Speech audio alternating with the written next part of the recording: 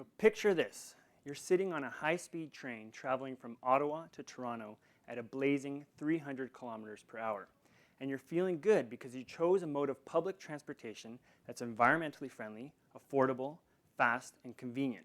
So we're talking downtown to downtown service, which allows you to link into urban transit systems, and spacious seats, which along with the free wireless internet, allows you to get some work done while you're making the 2-hour journey. In traveling by high-speed train, you've avoided the stress of driving on Highway 401, you've saved yourself from the burden of airport security, but you've also made a green statement by traveling on a craft which runs on electricity rather than carbon-emitting fossil fuels. Now, there's only one problem with this image. There is no high-speed train service between Ottawa and Toronto. In fact, there's no high-speed train line in the entire Quebec City to Windsor corridor, which is the nation's busiest, most populated region. And embarrassingly, there's no high-speed train in all of Canada. And that's a problem that my doctoral research attempts to address.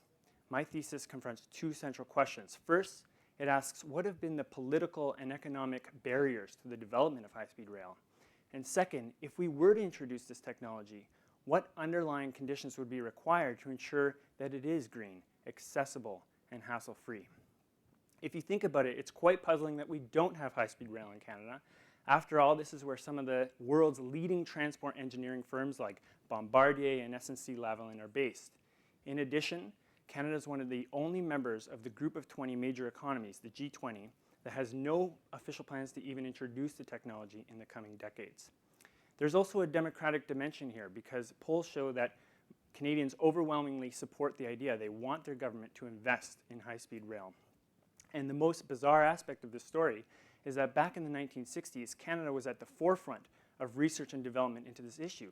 So Via Rail at one point operated the turbo train, which you can see in the slide behind me, which was capable of traveling at bullet train speeds, but it never did so during regular service runs.